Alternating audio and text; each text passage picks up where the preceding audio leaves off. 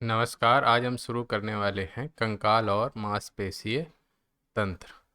कंकाल और मांसपेशी तंत्र से सबसे ज़्यादा क्वेश्चन जो बायोलॉजी से आते हैं वो इसी से आते हैं। इसमें भी जो हम बताने जा रहे हैं वो वही क्वेश्चन हैं जो डायरेक्ट पूछे जाते हैं। जो बिल्कुल डीप में आपका होगा वो जब चैप्टर वाइज हम बायोलॉजी कराएंगे तब कंप्लीट होगा। ये आपका रिवीजन पर्पस से है।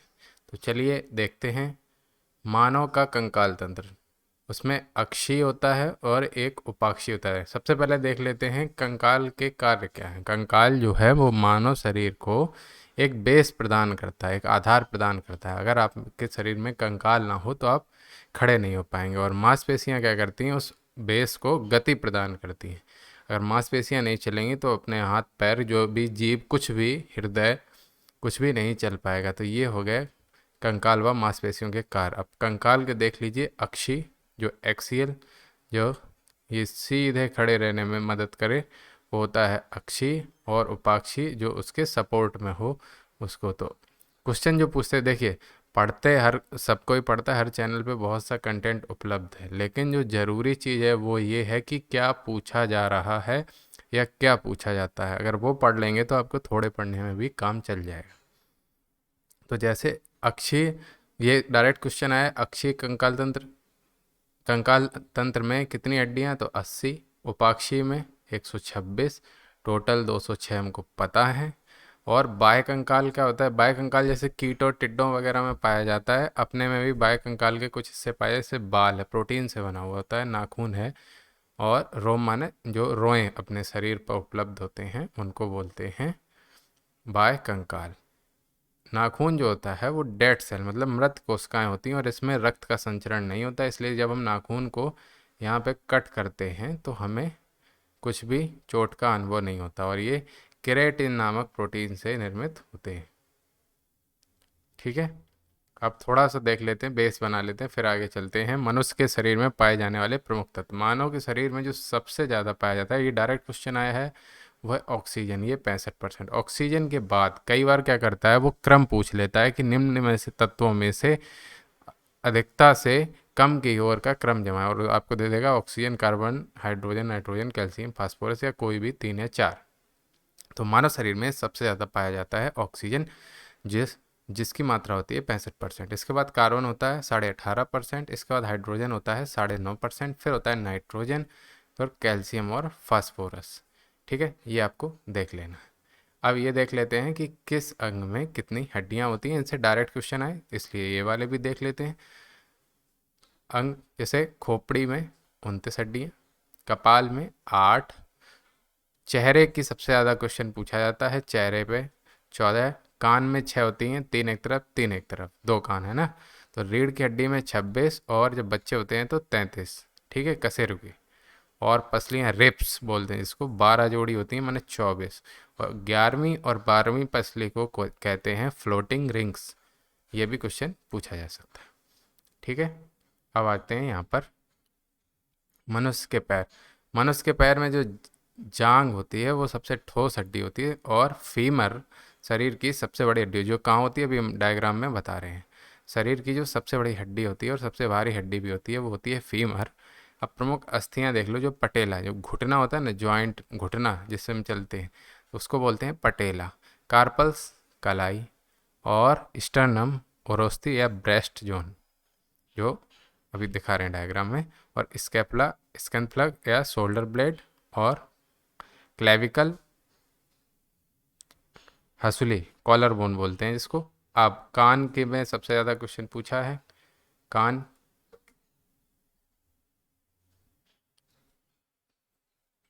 कान में malleus incus stapes, malleus incus steppage.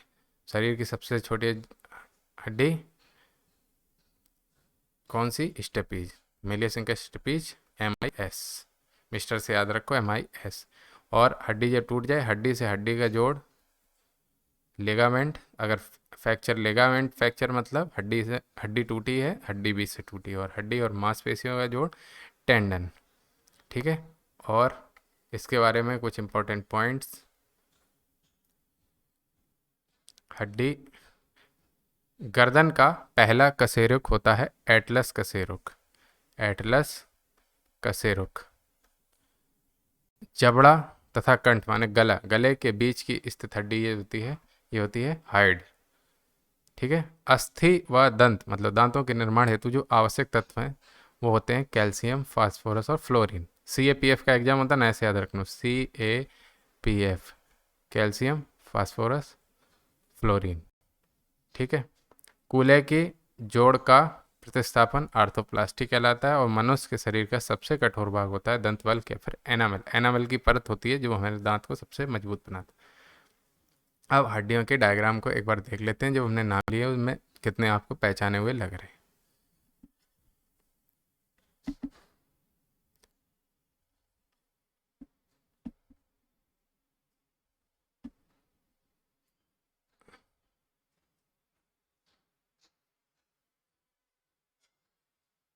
अब देखिए, ये आपने हड्डियों के नाम जो आगे है, ये है करेनियस, ये वाली हड्डी यहाँ पर, ये फेस, ये है वर्टिब्रा और ये है क्लेविकल, ये है स्कैपुला, इसके नीचे ये स्टर्नम, ये रिब्स पसलियाँ, ये ह्यूमरस, ह्यूमरस हाथ की ह्यूमरस, फिर आ गई आपकी अलेना, रेडियस, कार्पल्स, मेटाकार्पल्स और फ्लैंजेस। फ्लैंजेस माने पंजे और मेटाकार्पल्स कार्पल्स, कार्पल्स माने कलाई। फिर आ जाओ पैर की फीमर और ये घुटने का हमने बताया था पटेला, और पटेला के नीचे फिबुला, फिबुला के नीचे टीबिया, टीबिया टार्सल्स, मेटाटार्सल और फ्लैंजेस। देखो, हाथ में है तो कार्पल्स, पैर में है तो टार्सल्स। ठीक है। और इनकी संख्या हमने बता दी है, जो इम्पोर्टेंट है वही हड्डियाँ हमने लिखा दी है। एक्स्ट्रा में जो है वो जब हम topic wise, chapter wise video बनाएंगे तब आपको दिखाई देगी। अब आ जाते हैं यहाँ पर मनुष्य के दंत सूत्र के बारे में। दांत, मानव दांत प्रणाली। देखो, दो तरह के जीव होते हैं, एक बार दंती, द्विबार दंती। एक बार दंती माने जिसके जीवन में एक ही बार दांत आए, दोबारा टूट के ना गिरे, वो कहलाता है एक बार दंती। और द्विबार दंती जिसके जीवन में एक बार दांत आए, बाल्यावस्था के बाद वो दांत गिर जाएं और फिर से उगाएं, वो होती है द्विबार दंती। तो मनुष्य के जो 20 दांत होते हैं वो होते हैं द्विबार दंती, और 12 दांती डायरेक्ट क्वेश्चन है वो होता है एक बार दंती। 12 दांत एक बार ही आता है। ये बने किसके होते हैं? एनामिल, कैल्शियम फास्फेट और कैल्शियम कार्बोनेट के। इनके नाम क्या होते हैं? इंसाइजर्स कृंतक, कैनाइंस रत्नक, अग्रचवर्णक प्रीमोलर, चवर्णक मोलर, ये आपके होते हैं।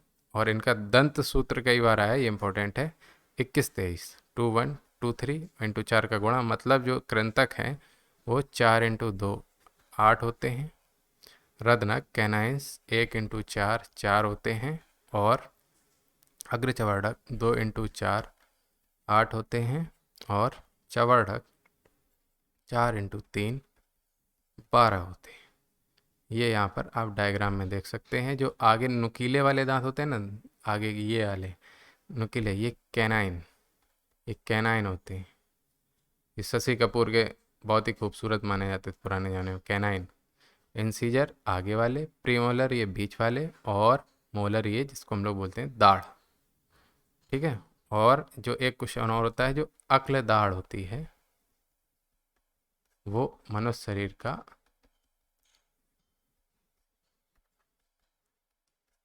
अवशेषी अंग है। मनुष्य शरीर का अवशेषी अंग है। एक अक्ल दाढ़ और एक अपेंडिक्स, जो हम पाचन तंत्र में देखेंगे। तो चलिए, यहाँ पर कंप्लीट होता है दांत। अब आगे देखिए, आगे हम आते हैं पाचन तंत्र पे। पाचन तंत्र में पहले तो देखिए, यहाँ पर डायग्राम देख लीजिए। पाचन तंत्र में शामिल क्या है? पहले तो जीभ, मुख, ये ग्रसिका ग्रास नली, ये डायफ्राम होता है, ये फेफड़े का होता है। जब क्या होता है, मनुष्य जैसे मोटा हो जाता है तो उसके फैट डायफ्राम दबने लगता है, तो उसको सांस लेने में तकलीफ होती है। तो ये पाचन तंत्र का हिस्सा नहीं है। ठीक है। पित्ताशय, क्या करता है क्या नहीं करता ये आगे बताते हैं। ये होता है आपका पित्ताशय अंदर की तरफ, ये वाले हिस्सा पित्त नली, ये पित्ताशय से लीवर जोड़ रही है। यकृत यानी कि लीवर, और ये अग्नाशय है। और ग्रास नली किससे जुड़ी है? ग्रास नली जुड़ी है आमाशय से। ये वाला हिस्सा आमाशय है, ये अग्नाशय है। जो बाहर की ओर है ये वाली संरचना, ये वाली ये है बड़ी आंत कोलन। और इसके अंदर जो है ये सिकुड़ी हुई संरचना, ये होती है क्षुद्रांत छोटी आंत। और ये परिशेषिका या अपेंडिक्स। और ये है गुदाद्वार। ये मानव पाचन तंत्र होता है। ये आपने बेसिक आइडिया ले लिया। अब पाचन तंत्र शुरू कैसे होता है? देखिए, मुंह में होती है लार। लार में होता है टाइलिन एंजाइम या फिर लारी एमाइलेज जिसको कहते हैं। ठीक है, अभी शॉर्ट शॉर्ट देख लो, फिर बाद में आगे क्लियर हमने उसको किया है। ग्रास नली, ग्रास नली भोजन को किससे जोड़ती है? आमाशय तक। आमाशय मतलब स्टमक, आमाशय तक ले जाने का काम करती है। ठीक है, और आमाशय में ही और आमाशय में ही HCl रिलीज होता है। आमाशय में HCl रिलीज होता है। पेप्सिन एंजाइम बनता है। और प्रोटीन का पाचन शुरू कहाँ हो जाता है? आमाशय में। ये क्वेश्चन इंपॉर्टेंट है। पित्तरस, पित्तरस पित्ताशय, पित्ताशय में पित्त का भंडारण होता है और वसा का इमल्सीकरण होता है। यकृत लीवर, पित्त का उत्पादन, देखो पित्त का जो उत्पादन है वो हो रहा है लीवर में, और पित्ताशय में सिर्फ इसका भंडारण हो रहा है और वसा का इमल्सीकरण कर रहा है पित्ताशय। ठीक है, और इसमें कौन सी क्रिया हो रही है? ग्लाइनोजेनेसिस। और ये क्वेश्चन बहुत बार आया है कि यूरिया का संश्लेषण कहाँ होता है? यूरिया का संश्लेषण लीवर में होता है। अग्नाशय होता है, उसमें अग्नाशय रस निकलता है। और छोटी आंत, इसके बाद आते हैं छोटी आंत में कार्बोहाइड्रेट का पाचन होता है, वसा का पाचन होता है, प्रोटीन का भी पाचन होता है। प्रोटीन का पाचन शुरू हुआ था आमाशय में, छोटी आंत तक हो रहा है। और इसमें संरचनाएं होती हैं जिसे विलाई बोलते हैं, इसमें पचे हुए पोषक पदार्थों का अवशोषण होता है और वो रक्त में मिलते हैं। और बड़ी आंत में जल का अवशोषण होता है। जब बड़ी आंत में जल का अवशोषण नहीं हो पाता है तो हमें दस्त लगने लगते हैं।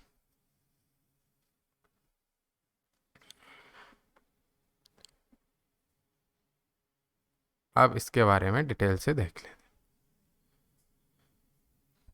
लार, लार में एमाइलेज होता है। एमाइलेज क्या कहता है? स्टार्च का पाचन करता है। इसके बाद म्यूकस जो होता है वो लुब्रिकेंट का काम करता है, जिससे खाना जो है वो ग्रास नली में निगलने में आसानी हो, वरना आपके गला छिल जाएगा। और इसमें कौन कौन से इलेक्ट्रॉइड होते हैं?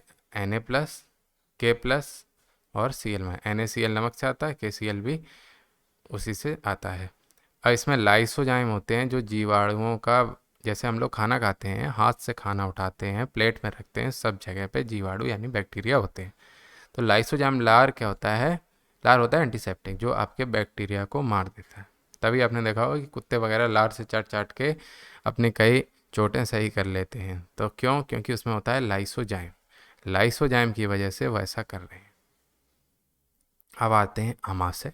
आमाशय में जठर रस बनता है, जठर ग्रंथियाँ, हल्के पीले रंग का होता है। और HCl होता है। अम्लीय माध्यम प्रदान किया। लार क्या था? क्षारीय था। पेप्सिन एंजाइम यहाँ पर होता है और प्रोटीन का पाचन होता है आमाशय में।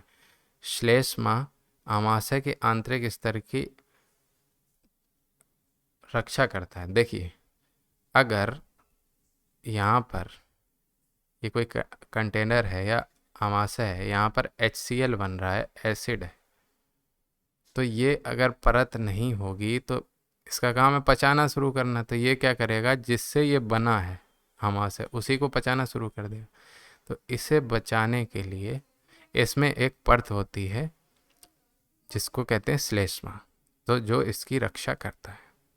ठीक है, और आमाशय में ही रेनिन पाया जाता है जो कैसिनोजन माने दूध प्रोटीन को कैसीन में बदल देता है। ठीक है, अब आगे देखिए। अग्नाशय, अग्नाशय जो है, अग्नाशय मानव शरीर की सेकेंड लार्जेस्ट ग्रंथि है। और ये किस तरह की है ये भी पूछा गया है, तो मिश्रित ग्रंथि, ये भी याद रख लेना। अग्नाशय किस प्रकार की ग्रंथि है? मिश्रित ग्रंथि।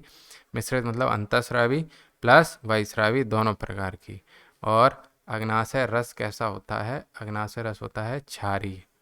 और पूर्ण पाचक रस किसे कहते हैं? ये भी क्वेश्चन आया है। तो पूर्ण पाचक रस कहते हैं अग्नाशय रस को। अग्नाशय रस होता क्षारीय है। और इसमें देखो हार्मोन ट्रिप्सिनोजिन, ये अक्रियाशील ट्रिप्सिन होता है। प्रोटीन को पॉलीपेप्टाइड्स में अग्नाशय में तोड़ा जाता है। अग्नाशय लाइपेज वसा का पाचन करता है। अग्नाशय एमाइलेज स्टार्च का पाचन करता है। अब देख लो लैंगरहैंस की दीपिकाएँ, ये भी एक इम्पॉर्टेंट क्वेश्चन है। लैंगरहैंस की दीपिकाएँ ये भी अग्नाशय का एक भाग होता है। ये भी डायरेक्ट क्वेश्चन आ जाता है कि लैंगरहैंस की दीपिकाएँ पाई जाती हैं, तो उत्तर है अग्नाशय। इसकी खोज लैंगरहैंस ने ही की थी। और इसमें लैंगरहैंस की दीपिका में क्या होता है? इंसुलिन, ग्लूकेगॉन और सोमेटेस्टिन का स्रावण, मतलब ये हार्मोन है, इनका स्रावण होता है। ठीक है, अब आ जाओ पित्ताशय। पित्ताशय क्या करता है?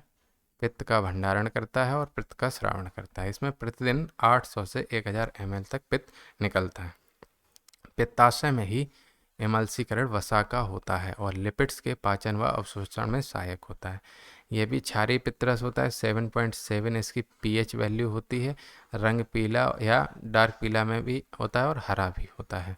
और बिलिरुबिन की अधिकता से ये पीला होता है। यकृत जिसको बोलते हैं लीवर, कई बार लीवर पे क्वेश्चन आया हुआ है। लीवर मानव शरीर की सबसे बड़ी ग्रंथि है। इसका वेट होता है लगभग 1.5 किलोग्राम। पित्त का उत्पादन करता है। रक्त में अमीनो एसिड्स का विनिमय करता है। यूरिया का संश्लेषण फिर से कह रहे हैं। और शरीर का ताप बनाए रखने में सहायक होता है। ग्लाइकोजेनेसिस करता है। हेपेरिन और फाइब्रोनोजिन प्रोटीन का उत्पादन करता है जो रक्त के थक्का जमाने में मदद करता है। तो ये आपका हो गया यहाँ पर पाचन तंत्र। ये हमने आपको पहले ही डायग्राम से समझा दिया था। अब आते हैं पाचन तंत्र में कुछ रह गया है थोड़ा सा, छोटी आंत बड़ी आंत, ये आगे देखते हैं। छोटी आंत, छोटी आंत के 3 भाग होते हैं। छोटी आंत के 3 भाग होते हैं। डायरेक्ट क्वेश्चन पूछा है कितने भाग होते हैं। इसमें DJI से याद रखो, DJI डेडुनम, जेजुनम, इलियम। ठीक है, अत्यधिक कुंडलित नलिका, इसकी लंबाई 6 से 7 मीटर की होती है। फैक्ट ये है कि छोटी आंत की लंबाई बड़े आंत से बड़ी होती है, लेकिन बड़ी आंत चूंकि चौड़ाई में बहुत अधिक होती है छोटी आंत की तुलना में, इसलिए उसको बोल देते हैं बड़ी आंत। ठीक है, अब छोटी आंत का जो कार्य है यह है भोजन का अंतिम रूप से पाचन तथा अवशोषण। अब इसमें जो हार्मोन पाया इरेप्सिन, इसमें पेप्टोन्स का पाचन होता है। पेप्टोन्स को बदल देते हैं अमीनो एसिड्स में। माल्टेज होता है वो माल्टोज को ग्लूकोज में बदल देता है। लैक्टेज लैक्टोज को ग्लूकोज प्लस गैलेक्टोज में बदल देता है। ये डायरेक्ट क्वेश्चन है। सुक्रेज सुक्रोज शर्करा को ग्लूकोज और फ्रक्टोज में बदल देता है। और लाइपेज एमल्सिफाइड वसा को फैटी एसिड्स में बदल देता है। ठीक है, तो छोटी आंत के हमने बताए 3 भाग, 6 से 7 मीटर की लंबाई। अब आते हैं बड़ी आंत पे। बड़ी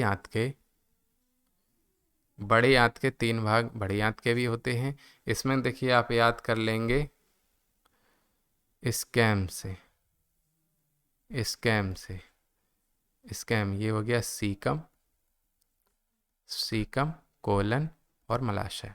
इसका कार्य जल का अवशोषण। अगर सही से जल का अवशोषण नहीं करेगी तो आपको पतले दस्त लग जाएंगे और यही दस्त का कारण होता है।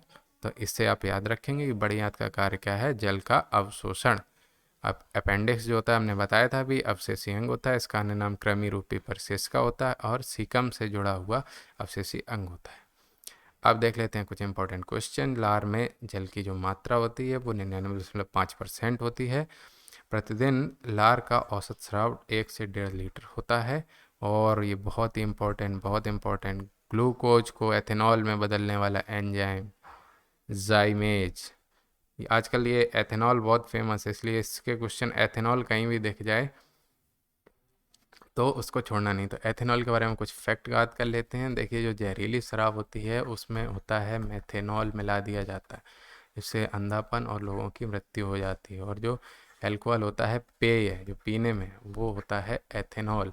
और जो पेट्रोल में मिलाते हैं वो भी क्या होता है, एथेनॉल। तो एथेनॉल जहाँ दिखे उससे क्वेश्चन कभी छोड़ना नहीं। ग्लूकोज को एथेनॉल में बदलने वाला जो एंजाइम है वो है जाइमेज। जाइमेज याद रखना। दूध को पचाने वाला एंजाइम रेनिन।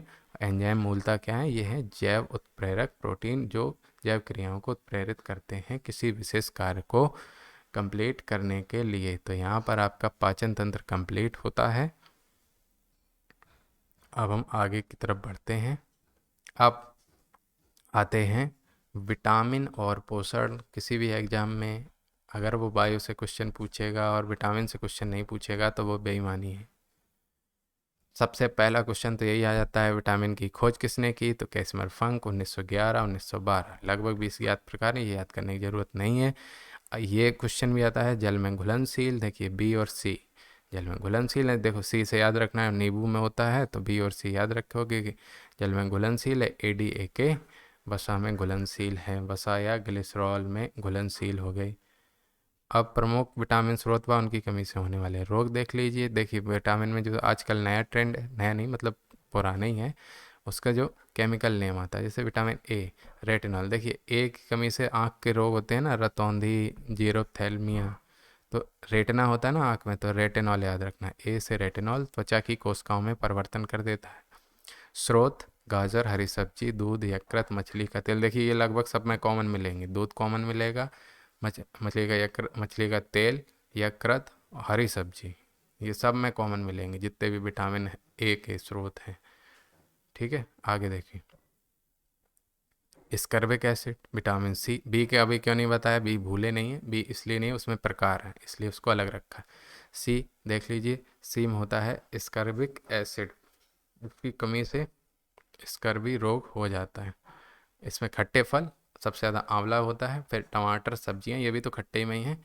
इसका नाम हो गया स्कर्बिक एसिड, ये नाम याद रख लेना है। फिर विटामिन डी, इसका नाम देखो, विटामिन डी कैल्शियम की कमी हो जाती है। हड्डियों के रोग तो कैल्सी फेरॉल याद रखना। रिकेट्स रोग या सूखा रोग और ऑस्ट्रियो मेलिसिया, ये भी हड्डियों से संबंधित रोग है। इसके स्रोत देख लीजिए, मक्खन, मक्खन, मछली का तेल, अंडा, सूर्य का प्रकाश। मक्खन पूछता है, मक्खन किसका अच्छा स्रोत है, तो है विटामिन डी का।